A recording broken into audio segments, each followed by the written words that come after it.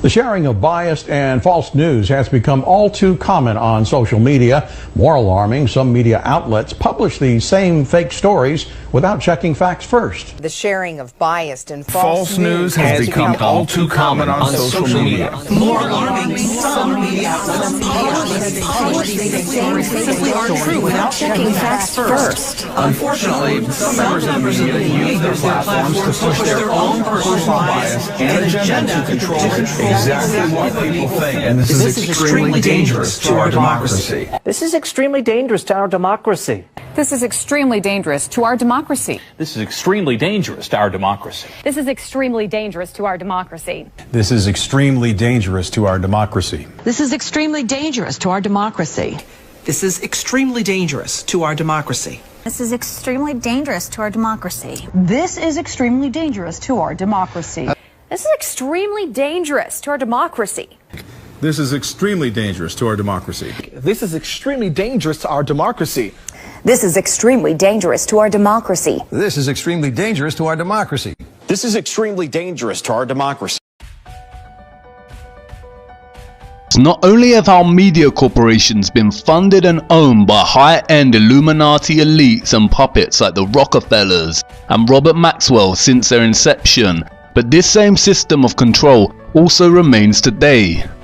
Even outside of the United States, in nations such as the United Kingdom, a handful of Illuminati cabal billionaire elite puppets own all media corporations. These media corporations receive huge amounts of their funding from major trusts and foundations and from major corporations through advertising. The level of infiltration is outstanding, and all you have to do is follow the money and you will find the same individuals and foundations at the top. And most people understand and recognize this. The problem is that many believe this level of ownership and control primarily extends to the reach of political bias and stops there. For example, it is well known that Harold Evans, a former editor at the Sunday Times, made it very clear to the Leveson inquiry how Rupert Murdoch interfered with the content of the paper. Evans was often rebuked for not doing what Murdoch wants in political terms, including when reporting on the economy. But again, the scandal of injecting political bias into reporting is just another form of theatre. Remember, the Illuminati elites own it all, and in reality right and left are just two wings of the same bird. What most do not realise, however, is the extent of infiltration in our global media and the staggering reality that the media was created with the intended purpose to control the masses. In 1948, Frank Wisner was appointed director of the Office of Special Projects, which became the espionage and counterintelligence branch of the Central Intelligence Agency. Wisner was told to create an organization that concentrated on propaganda, economic warfare, preventive direct action, including sabotage, anti-sabotage, demolition, and evacuation measures, subversion against hostile states, including assistance to underground resistance groups, and support of indigenous anti-communist elements in threatened countries of the free world. Later that year, Wisner established Operation Mockingbird, a program designed to influence American media. In the beginning, Mockingbird was created and led by Wisner, Alan Dulles, Cord Meyer, Richard Helms, and publisher Philip Graham of the Washington Post. Their main focus was to interact behind the scenes with major media outlets and get reporters on the CIA payroll. The agency had them all in their pockets: ABC, CBS, NBC, Time Magazine, Life Magazine, Newsweek, Associated Press, United Press International, Reuters, Scripps Howard, and Copley News Service. William Schaap, world-renowned legal scholar, author, and university professor, did much to expose the role of the CIA in popular culture, showing that it spent 1/3 of its budget on media propaganda operations. As publisher of The Lies of Our Times, Schaap showed that the CIA owned 250 different media networks across radio, television, and the newspapers. William Casey, the director of the CIA during the 80s, famously stated, "We'll know our disinformation program is complete when everything the American public believes is false." Richard Keeble, professor of journalism at the University of Lincoln, explores the relationship between the UK media and the nation's secret services in his book, Close Encounters of a Strange Kind, a critical history of the links between mainstream journalists and the intelligence services in the UK. He quotes Roy Greenslade, who has been a media specialist for both The Telegraph and The Guardian, as saying, most tabloid newspapers, or even newspapers in general, are playthings of MI5. Richard Keeble states that Block and Fitzgerald, in their examination of covert UK warfare, report the editor of one of Britain's most distinguished journals as believing that more than half of its foreign correspondents were on the MI6 payroll. And in 1991, Richard Norton Taylor revealed in The Guardian that 500 prominent Britons were paid by the CIA and the now defunct Bank of Commerce and Credit International, including 90 journalists.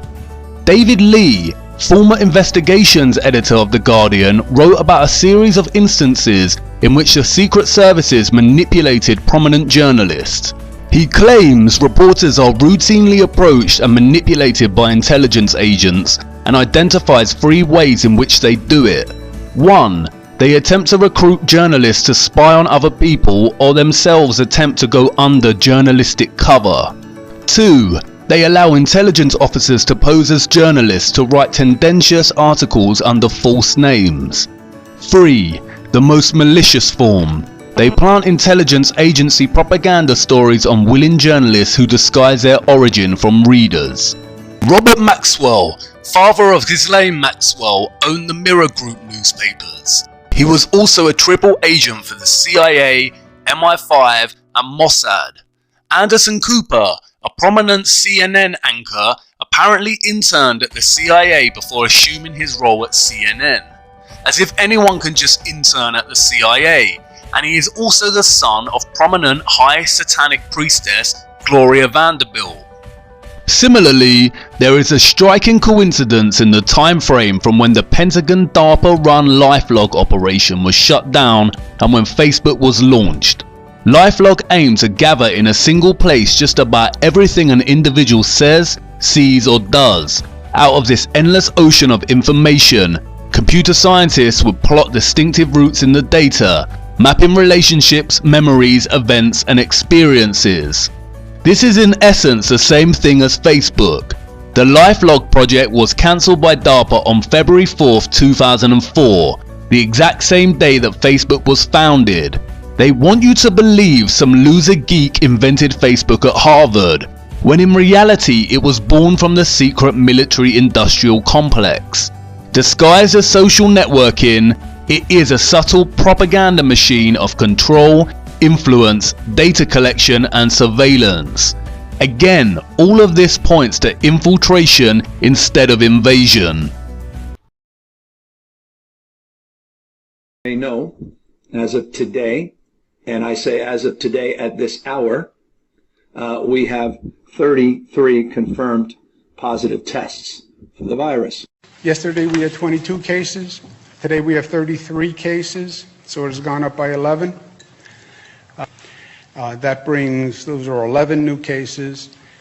22 goes to 33. As we sort through this here in Arkansas, today we have 33 confirmed positive cases in Arkansas.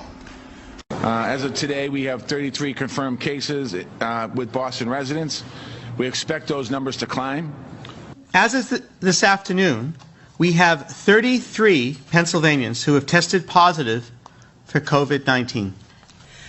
So as of this morning, there were 33 confirmed cases in North Carolina. Evening to you. Lots to get to tonight. I'm Leon Hendricks. We want to start with new information into our newsroom. Within the past couple of hours, there are now 33 confirmed cases of the coronavirus in Michigan. Good evening, everyone. Thanks for joining us for the news at 6. I'm Richard Gearhart. Karina Corral has the night off. More cases of the coronavirus were confirmed today in San Luis Obispo County, bringing the total number now to 33. Right now, Georgia is reporting a total of 99 cases in 19 counties. That is 33 new cases from just yesterday. Good afternoon. I'm Karen Swenson. More cases and more events affected. Here is the latest coronavirus news. There are now 33 cases in Louisiana. As expected, the number of cases of COVID-19 jumps. A total of 33 people in our state have been tested and are confirmed to have the coronavirus. Day 4 of the shelter-at-home order brought 6 new confirmed cases of the coronavirus to San Luis Obispo County, bringing the total number to 33. All troopers will be professional, polite, and will treat everyone with dignity and respect. These latest steps as the number of confirmed COVID-19 cases in Rhode Island jumps by 33 overnight. If your email inbox is out of control and you've given up sorting it out, a Baltimore company thinks it has a solution for you. Could this be the end of email overload? Could this be the end of email overload? Could this be the end of email overload? Could this be the end of email overload? Could this be the end of email overload? Could this be the end of email overload? Could this be the end of email overload? Could this be the end of email overload? Could this be the end of email overload? Could this be the end of email overload? Could this be the end of email overload? Could this be the end of your email overload? Could this be the end of email overload? Could this be the end of email overload? Could this be the end of email overload? Could this be the end of that email overload? Could this be the end of email overload? Could this be the end of email overload? Could this be the end of email overload? Could this be the end of email overload? Could this be the end of email overload?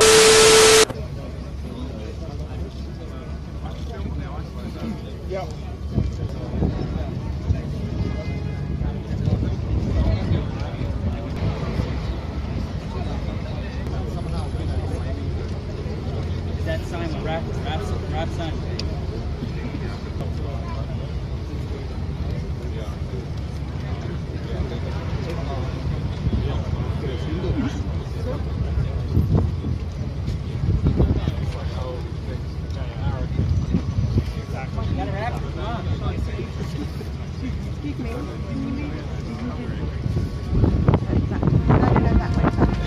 Simon Moses reporting. What I want to show you now, viewers, is a wonderful scene.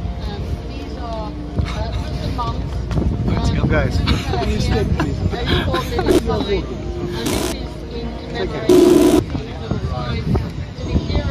Reporting. What I want to show you now, viewers, is a wonderful scene. These are Muslim mums. There's a little fella here who's bought a little sign, and this is in commemoration. You can see his little sign to the heroes of London. There are flowers on the street here. Ladies with hashtag turn to love, hashtag ISIS equals enemies of Islam, hashtag ISIS will lose, hashtag turn to London. And I think a poignant scene, and a scene we should sit on just for you viewers to understand exactly how people feel here on the streets of London, so close to what were such brutal attacks last night. These supposed coincidental headline and update echoes between news anchors and reporters sounds very scripted, because they are. Just in the same way the ethnic inequality stand was staged in London. The media complex is a highly compromised industry that ultimately has the most power over the entire world. It is in the grips of the Illuminati, compromised secret services, a select handful of billionaires, and carefully disguised plants. Whatever they say, we believe. It is truly the most powerful entity in our world, and its grip extends far beyond journalism.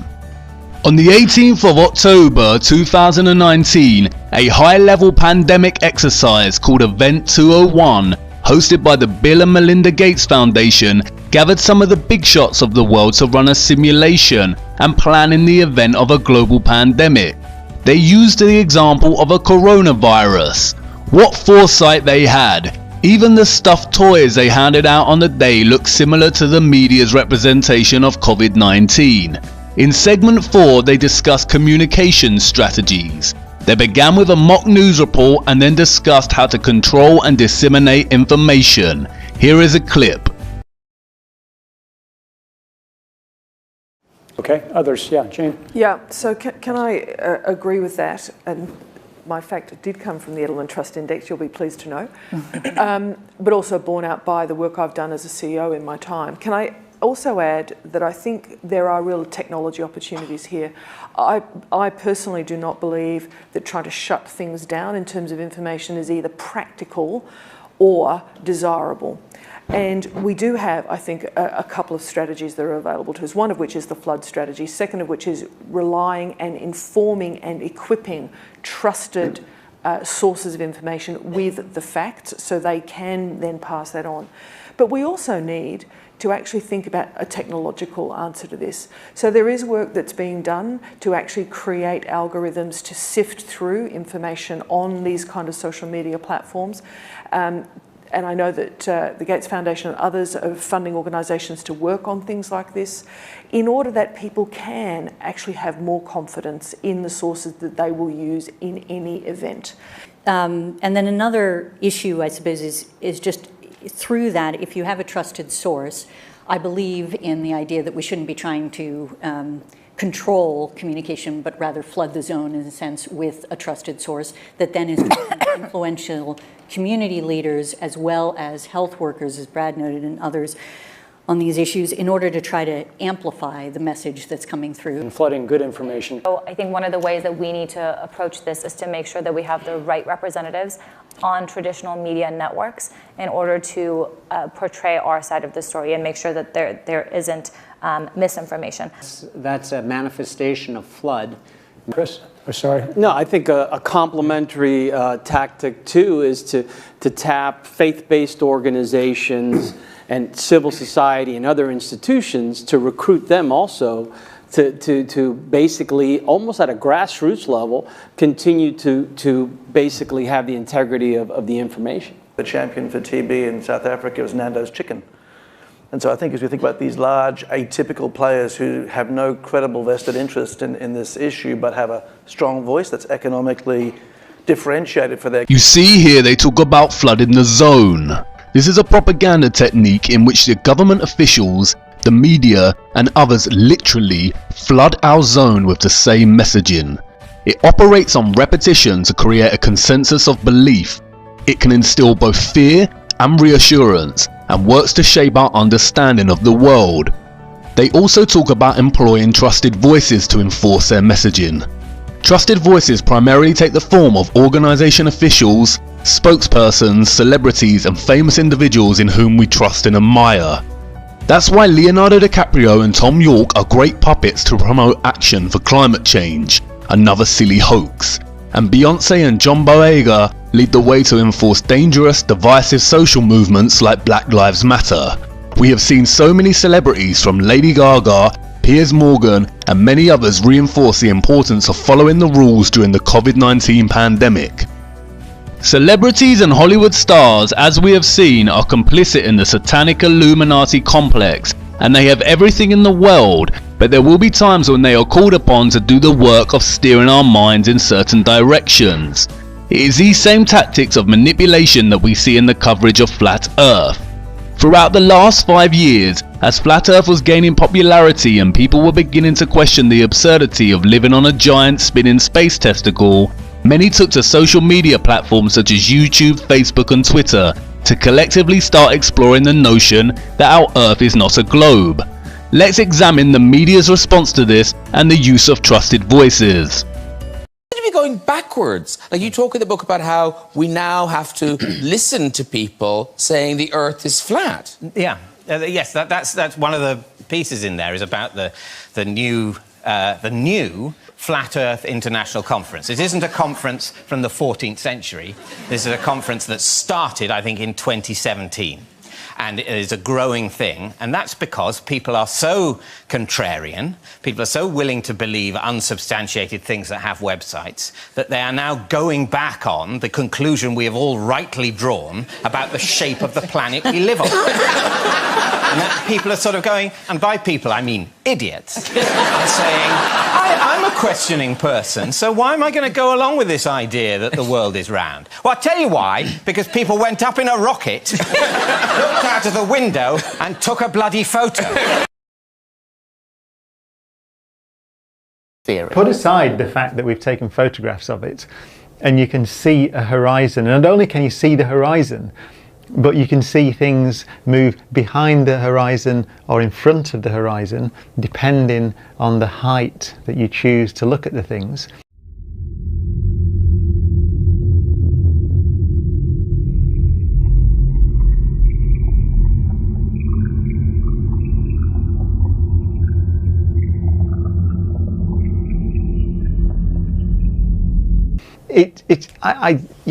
You see, I'm lost for words. It's probably the most nonsensical suggestion that a thinking human being could possibly make. It is drivel.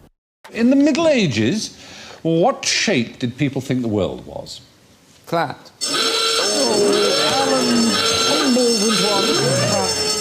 I know we all think they did, but there's absolutely no evidence whatsoever. They all thought it was round. They all wrote about it as round. The Greeks knew that it was round. Round and flat? No, round. they thought it was a sphere. The Greeks knew it was round, he says. Chaucer knew it was round. Roger Bacon wrote about the curvature of the Earth in the 13th century. You see, almost no one in the history of the world has believed that the Earth is flat. I was watching a documentary recently about flat earthers that was fascinating. I don't know if anybody saw this. There are people who believe the Earth is flat. The documentary is called Assholes. You must ask yourself here the question as to why these trusted voices are all saying the same thing. Flat earthers are not only wrong, but we are stupid, idiots, assholes, nonsensical, full of drivel. Why the hate-directed speech? It is very interesting to me that the trusted voices tend to be celebrities admired for their so-called wit and knowledge. You see, their manipulation of the public here is not actually subtle. Anyone with common sense would question their heated response. Why does it matter if some believe the Earth is flat? Ask yourself, would David Mitchell, Stephen Fry or Brian Cox talk this way about religious groups who believed in so-called archaic notions such as God? They are being paid to say this. Their response is not scientific at all, it's panic. It primarily revolves around ridicule and outright rejection. Any real scientist may actually find the notion of flat Earth intriguing. They may want to investigate further and enjoy this kind of discussion and debate. But no, flat out rejection from the globe heads. And it is not because flat Earth is preposterous, it is because their entire careers and comfortable satanic lifestyles are at risk if they do not comply with their handlers' wishes. They must act as a trusted voice. But this wasn't enough to stop the flat earthers, and more people are waking up, and to combat this growing awareness, the matter went to Congress. Ms. Downs, does Google think that this is a problem, and what is the solution that you're coming up with to address it?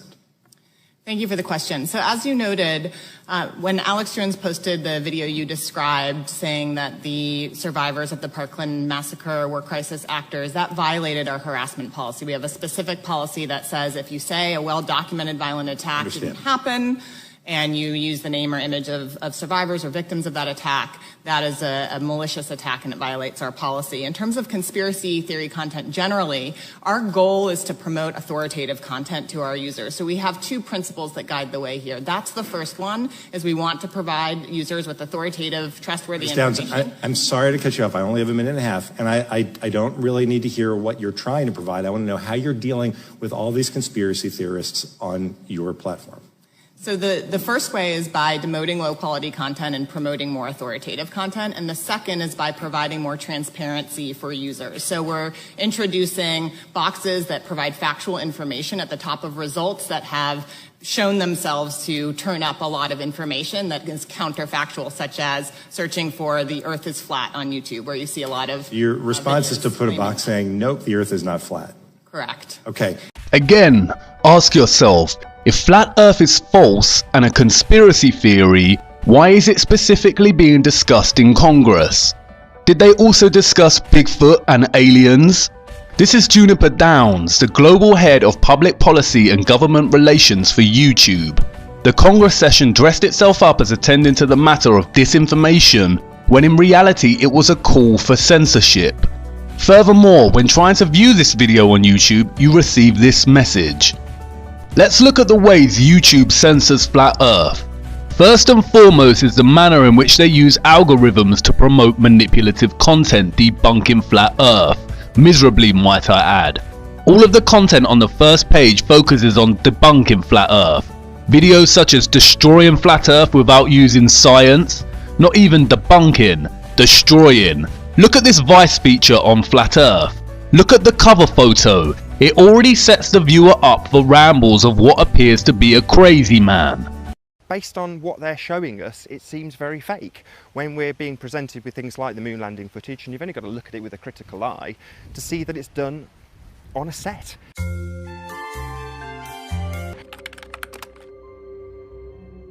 Is the moon fake news? No. But does the moon have fake news surrounding it? Yes, absolutely.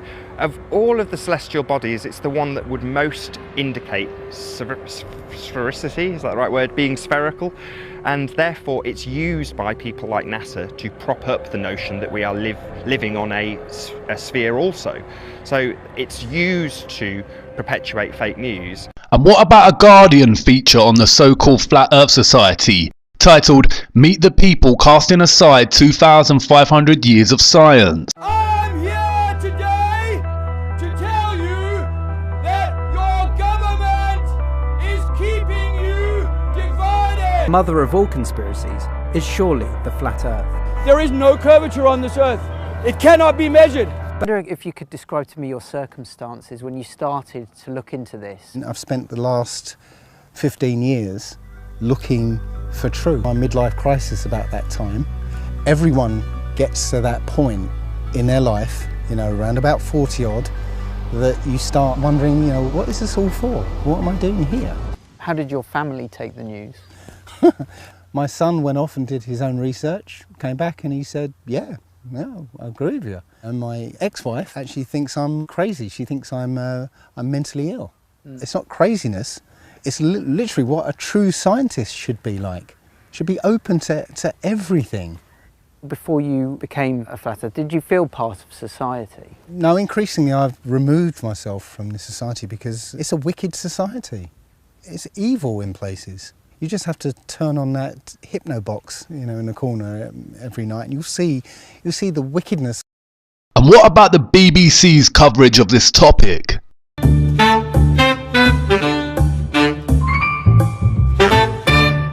We used to think when we got started individually in this that we were alone. We have one thing in common. We live on a flat plane.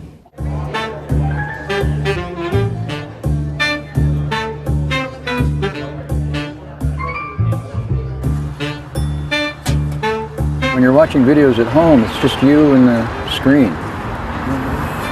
And it's lonely. I came here because I needed to see what flat earth people looked like. And I was not disappointed. They look normal. Very few people overweight. About 30% of them are cigarette smokers. And only 4 of them that I met are from around here. Can you see what they are doing? They are creating a false narrative to promote a false demographic of people that believe the earth is flat. Primarily fringe outsiders shouting in unhinged ways on the streets, people having midlife crises, who have lost their wives or dress ridiculously, but consider themselves normal. The media are generating a perception of the type of people who will believe the earth is flat, and it is highly manipulative and plays into the concept of what Charles Bukowski called the genius of the crowd, the predictable propensity in people to always side with the masses out of insecurity, for fear of being rejected and ridiculed. No one would want to associate with a demographic of people that are represented as outsiders on the fringe of society. If the majority believe something, then most will follow.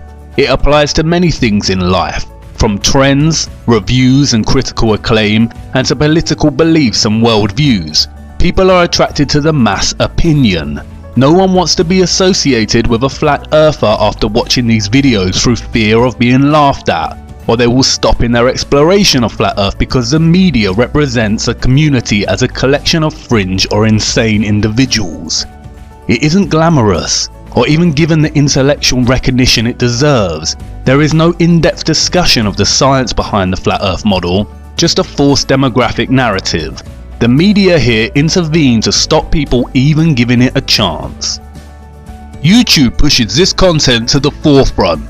Another selected video is titled, "How Average People Fall for Flat Earth."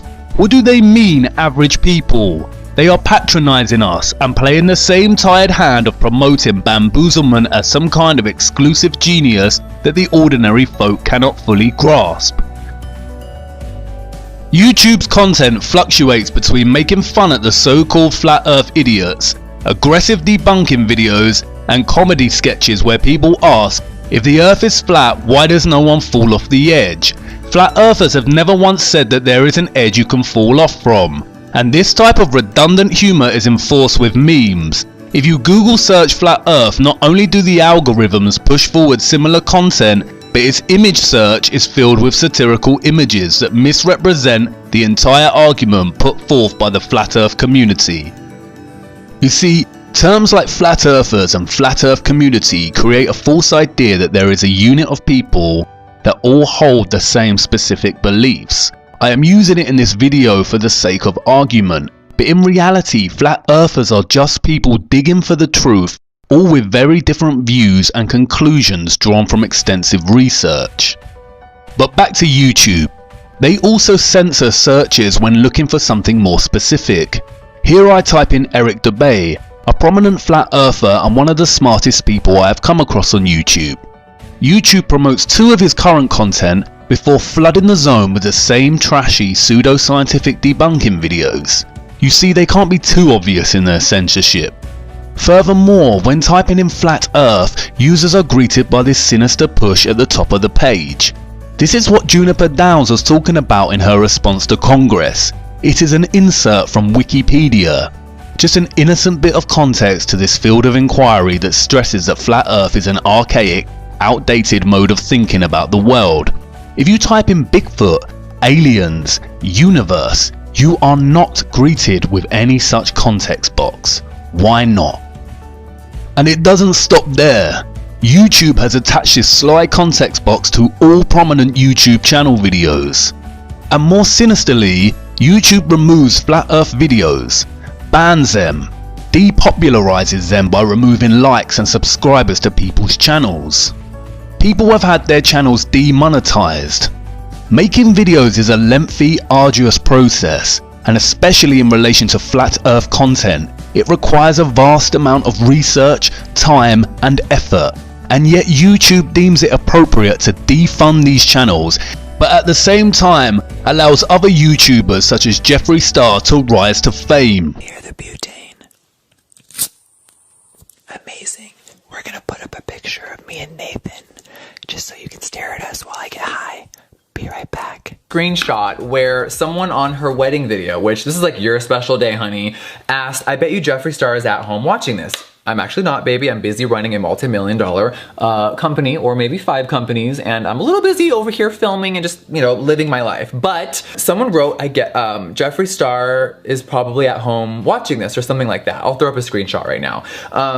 And she, Miss Thing, had to write Jeffree who with a wink, and I'm like, that's all you can say, Jeffree who? How about Jeffree that had the lipstick in Sephora with my motherfucking name on it with your company for the last 10 years? How about Jeffree that's in all your books, all your memories? Like, girl, because she was always the friend that had the nicer stuff. And Jeffree Star is an online makeup personality whose videos further intensify society's growing vanity and self-obsession, and who frequently talks about others in denigrating ways, pointing out their supposed ugliness, and who promotes hypersexualized content such as the Orgy Collection. You see, Google, YouTube and others like Twitter are not truly social media platforms. The way they behave with their censorship actually classifies them more in line with publishers than platforms. You must really consider why the trusted voices, government officials, mainstream media and social media publishers of our world are censoring and desperately trying to debunk and delegitimize flat earth. It is panic. They've been talking down new sources of energy. They dismiss wind power. They dismiss solar power. They make jokes about biofuels. They were against raising fuel standards. I guess they like gas guzzlers. They think that's good for our future. We're trying to move towards the future. They want to be stuck in the past. And we've heard this kind of thinking before. Let me tell you something. If some of these folks were around when Columbus set sail,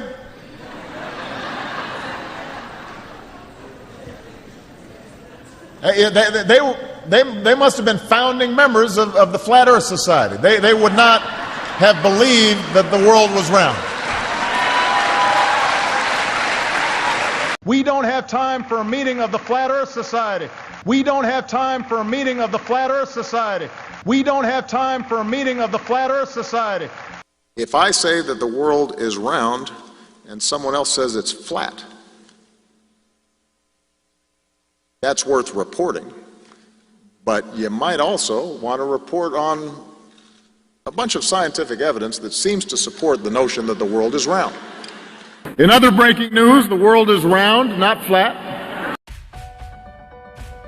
Flat Earth should not have been a subject in a presidential speech.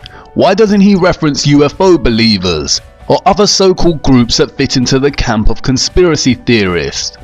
You see, the term conspiracy theory was actually invented by the CIA and flooded into circulation via the media during the 1960s. As Lance D. Haven Smith outlines, the term conspiracy theory entered everyday language in the United States after 1964, the year in which the Warren Commission, an investigation into the assassination of President John F. Kennedy, and was used by the New York Times on multiple occasions during its coverage of the investigation. How convenient! The term conspiracy theory was practically invented and established as an everyday phrase during the investigation of JFK's murder. You see, the real conspiracy theorists actually believe that the government officials and trusted voices care about them and would never lie, and that the media would never mislead or lie to them outside of political bias, in the same way they believe that the pharmaceutical industry, which makes billions from the sickness of the people, want to really cure them. Really think about the amount of money that gets thrown around via foundations and charities for health, and all the so-called scientific progress we hear about, and all the while all we see is people getting sicker and sicker. They are lying to us. The attack on Flat Earth is nothing but panic. Their biggest fear is an awakened public. A symptom of a larger problem. There's a growing anti-intellectual strain in this country. It may be the beginning of the end of our informed democracy. They are right when they shout about it being a threat to democracy. But not our democracy. It is a threat to their democracy, to their freedom of greed, elitism and satanic practices, and which all exist due to and depend on our brainwashed ignorance. It is not democratic to censor free speech and ideas, and it is not democratic to demonize people for holding a view that is not in line with the general misinformed consensus. They are relying on the genius of the crowd to make people feel like they are either crazy or stupid for even being curious about looking into the true nature of our Earth. You see, Operation Mockingbird never ended. These talking heads manipulate us and tell lie after lie. We download their ideas from our screens and into our minds, only to become echo chambers of opinions and viewpoints that were never really our own in the first place. We go about our day-to-day echoing and regurgitating their lies and views of the world as if they were our own. The programming is so subtle sometimes we don't even realise we are doing it. There is an attack on free thinking, and it is being led by the #1 enemy of the people, the satanic elite and its media and trusted voices and education system.